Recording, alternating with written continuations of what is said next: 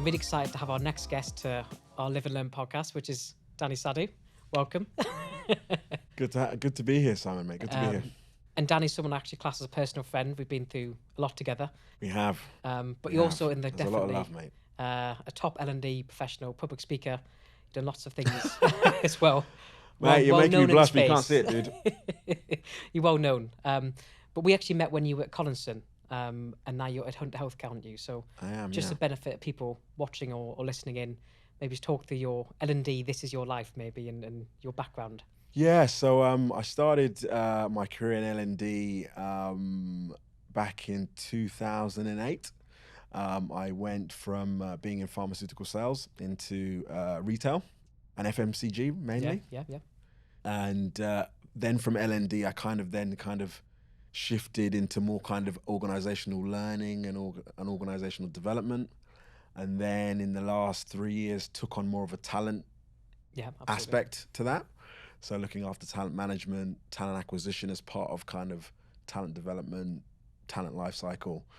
And now I'm doing a full people generalist role at Hunter Healthcare. So my first one, so now Director of People and Culture there. And you've been there just 6 months. Yeah. 6 months, passed my probation last week. well, no, a couple of weeks ago, which I'm happy about. Great company, great culture, and doing some really good things. Yeah. And we actually met when you were at Collinson, as I said earlier. We actually met in a bar in Budapest at a People Development Summit is a free plug for the guys there. We did. We bonded in Budapest.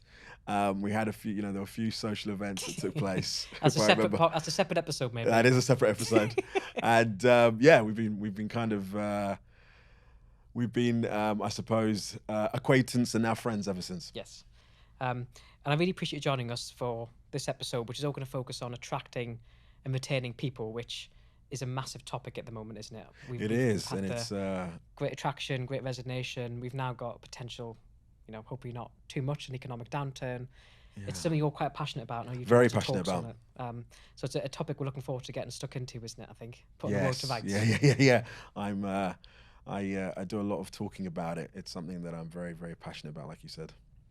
And I guess, how would you summarise the current situation? So I think when we last spoke about this last summer, it was very much an employees market. I still think it is, but it's always evolving, isn't it? This kind of power struggle between employees and the employer and the market, and talent acquisition and getting that right is always changing, isn't it? It is.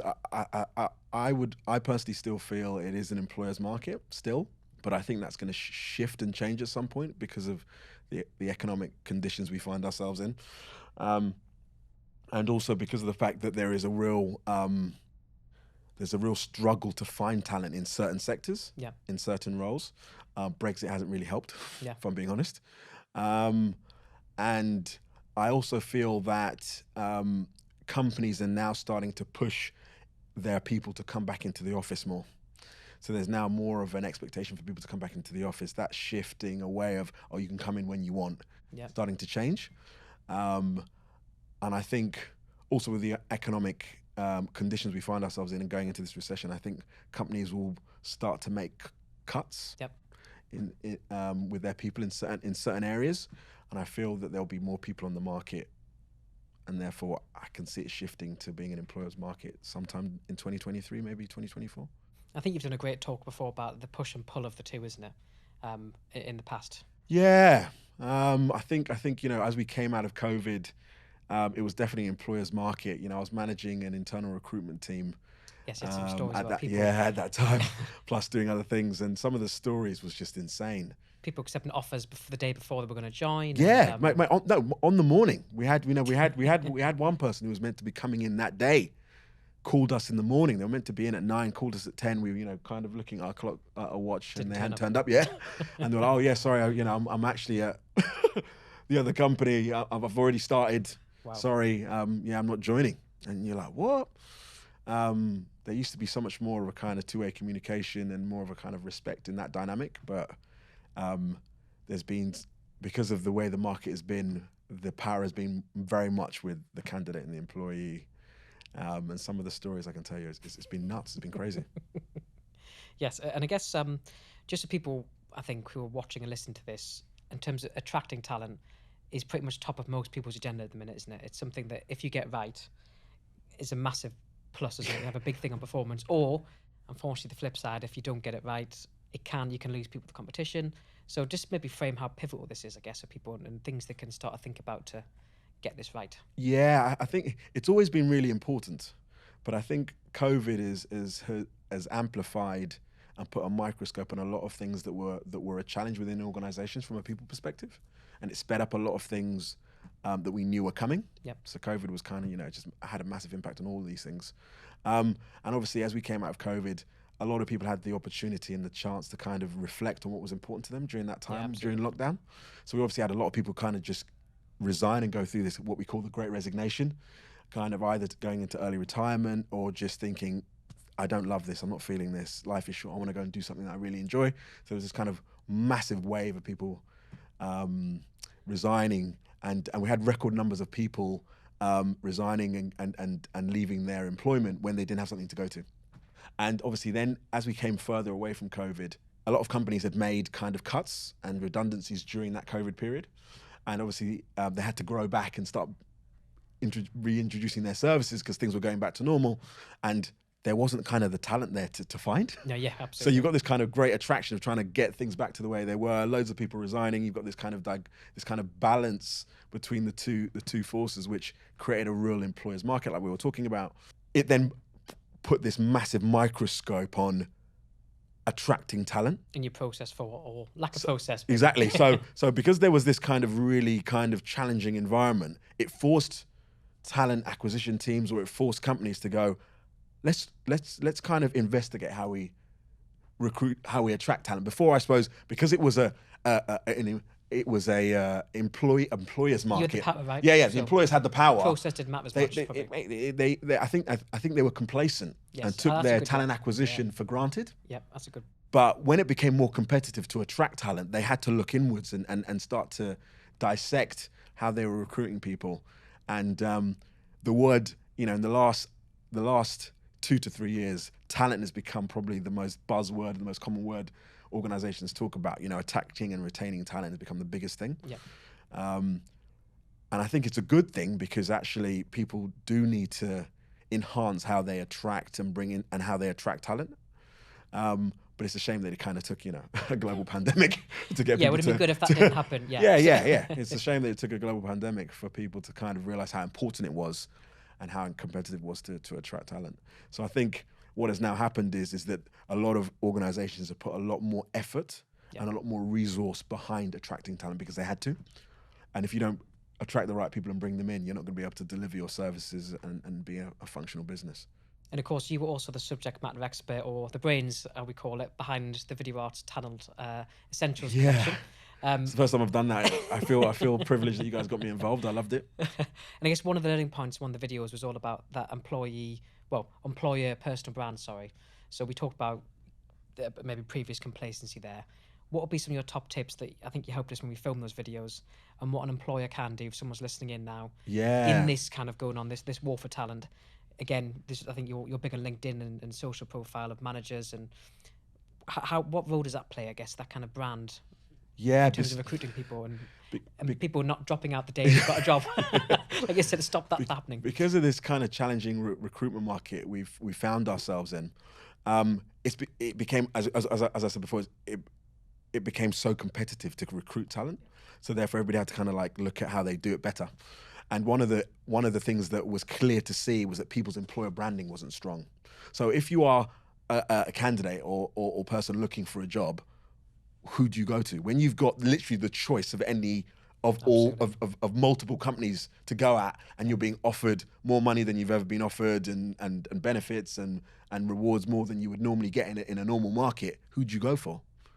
Who are you attracted to, right?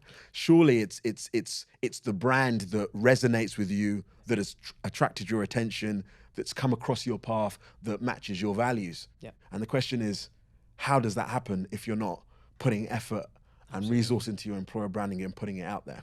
So that's something that people started to realize. And I've been on as you know, I've been on a lot of webinars and have done a lot of talks on employer branding and the power of putting your organization out there so people can kind of see what you're about and what it's like to work there. So having a strong EVP, employer branding, and you are now seeing organizations investing in it because it's so important. Yes, I think I can see the return long term on this. 100%. 100%. So people kind of ask, what is employer branding? What is EVP? So EVP is employee value proposition, and that's the value somebody gets. It's the value and benefits somebody gets from working in your business. Yeah. And what a good company does is they put together a proposition of what that value and benefits is, packages it, and then puts it out in a brand. Yeah. In a brand. Yeah. And it's the channels you put it out as that's called employer branding. Yes. Yeah. That makes total sense. So, and there's different ways of doing that. That was probably the biggest learn I've taken from talent acquisition and talent attraction in the last 2 to 3 years. Something that was, I think, not really something I was particularly aware of or had much knowledge about. I'd like to think I've become a bit more of an expert in that particular area. And I think people watching this will probably think the one bit, I think the elephant in the room here is who's responsible for that.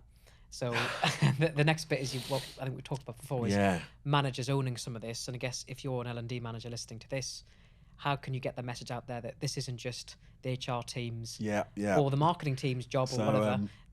People often look at hiring managers, their LinkedIn, the stuff they've liked, their values. So how do you get that to spread? I think what I'm going to do, I'll answer the importance of employer. Well, what I'll say is that when it comes to employer branding, it shouldn't just sit with the people and culture team or HR team, whatever you call it within your organization. It should sit with everybody.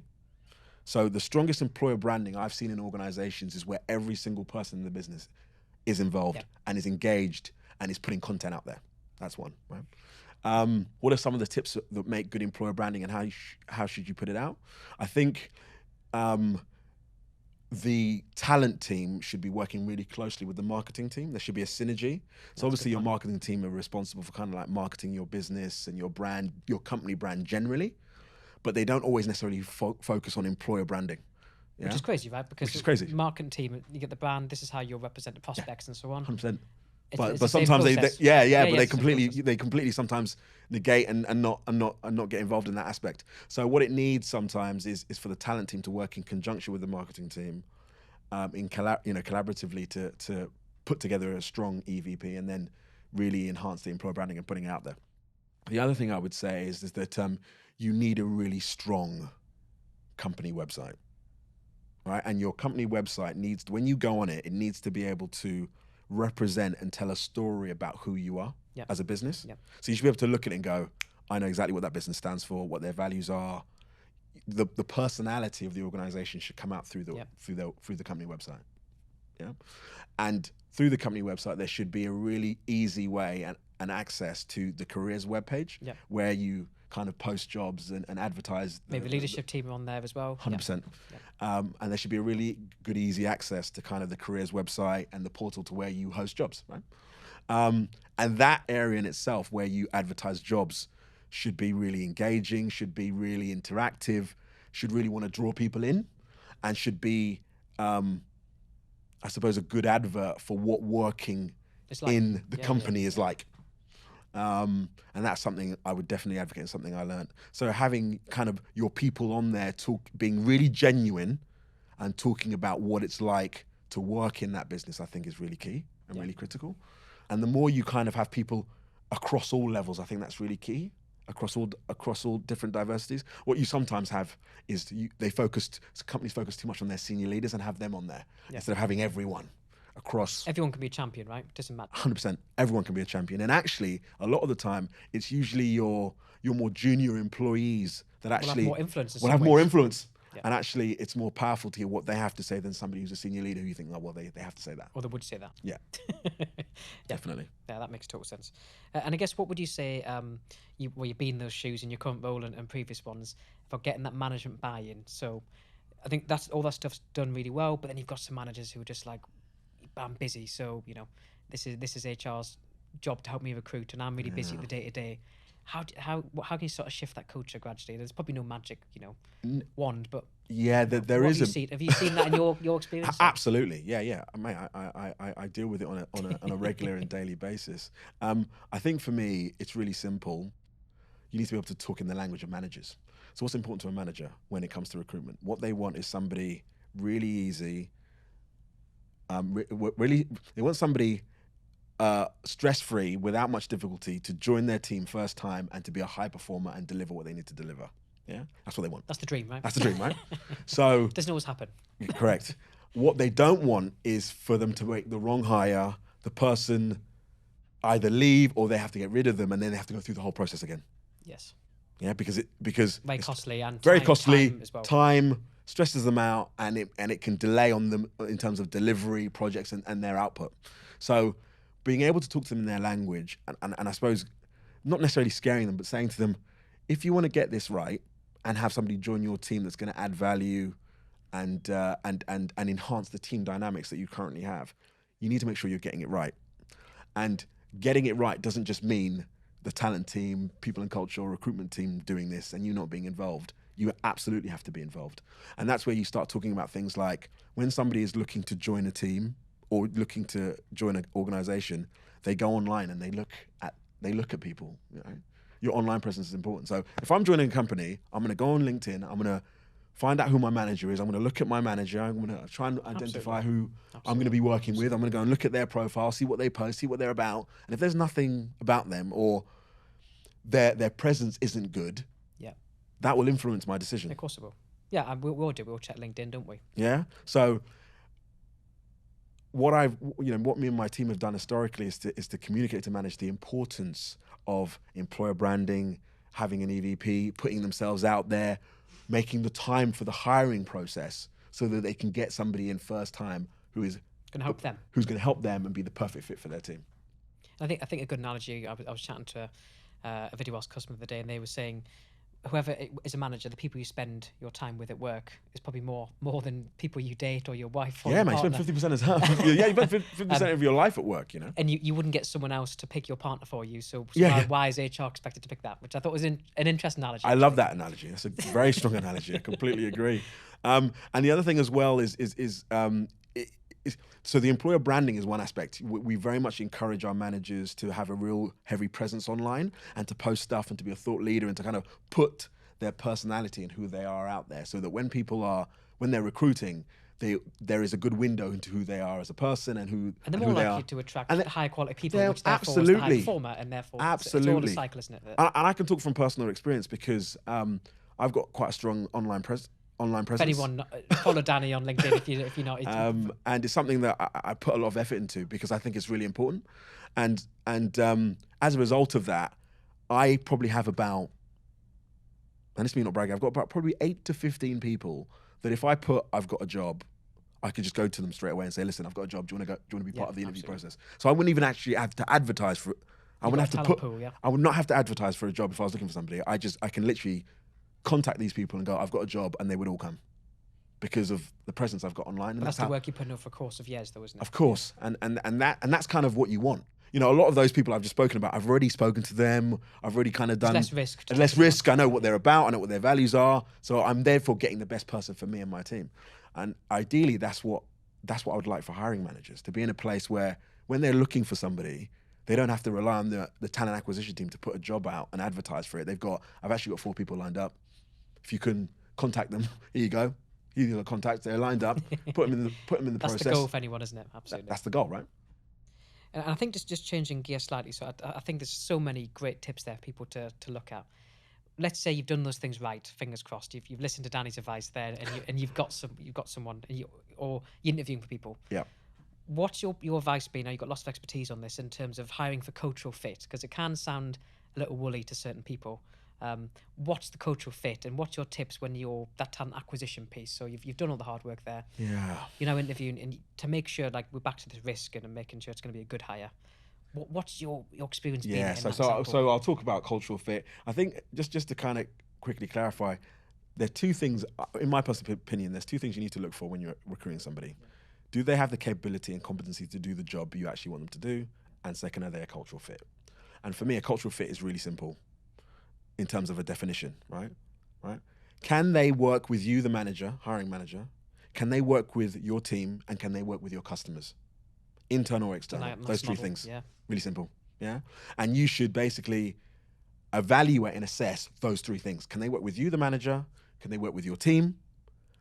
And can they work with your customers, internal or external? Yeah. And therefore, you should have some elements of those people during the hiring process. Yeah. Yeah. Makes sense. Right. So I massively advocate to have a couple of people from the team or the existing team involved in the hiring process. And they feel involved too. Because they feel, they feel involved, they feel engaged, and actually they then end up being committed. If they've chosen that person, they have to, they're going to do whatever they can to make sure that person fits into the team and make sure that they are integrated well. And I think what's, from my experience as well, they're invested in the decision. 100%. So if they like 100%. Them as well and they say, God, Simon, they really like 100%. Them, let's give them the job. That also goes for customers as well. So if you've got really good relationships, so let's say you're a client service business, if you've got really good relationship with clients, I would get somebody from the clients to have a conversation with somebody, to be involved in the hiring process, to speak to the candidate, because if that candidate's going to have a really critical relationship with that client and they're a client service person, then the client should be having a conversation with somebody with the candidate with the hiring process. Makes total sense. Yeah, so that's something I'm very massively about. So obviously being in people and culture, that my key stakeholders, I always make sure that they are involved in the hiring process of somebody I'm bringing into the team, so they're brought in. So everybody is brought into the decision I've made to hire. And there's less pushback or Danny, this person's 100%. Work out, So it makes sense. And that's that's for me, in my opinion, how you ensure as much as possible that somebody's a cultural fit. And I think just wrapping the episode up, obviously the podcast is called Live and Learn. If you were to go back in time and you were starting L&D again all those years ago, and we don't look it, obviously. Yeah. In terms of attracting and retaining people, what's kind of one live and learn lesson or mistake you've made or funny story or any of the above that you would look back and maybe share with people who are doing it for the first time, unsure, being given that responsibility in a role maybe perhaps? I would say that I wish I was more aware of employer branding and the power it had earlier in my career compared to now. And like I said, it took a global pandemic to make talent, attracting talent really competitive before people started to look at some of this stuff. For me, employer branding is so powerful. So for example, like I said, employer branding shouldn't just be about the people in the culture team doing it. It should be everybody involved. Do you know that if you get people in your organization to put employer branding content out there, it's 9 to 10 times more likely that people engage with that content compared to if the content comes from a company web page. It's a human, isn't it? And human, right? It's more real. Yeah. So one of the things in my previous organization, Collinson, that was really good was that we started to get people to put content out there, authentic content, and people were interacting and engaging with it. Yeah. So one of the content that was put out there went viral, 22,000 likes. I was able to comment on it. They saw my name as Director of People and Culture, and then people reached out to me, go, "Oh, how can I get a job here?" Yeah. So for me, I wish I had more knowledge around employer branding sooner, and I would have brought it definitely more into a talent acquisition than before COVID than I did now. Perfect. Well, Danny, it's always been a pleasure, my friend. Thank you for popping along to our podcast. Thank you for having me. In our episode on attracting talent. Lots of top tips, I think, for people to take away. So thank you for your time. And hopefully you'll be back to join us sometime soon. It will be a pleasure, mate. Thank you very much. Thank you. See you soon.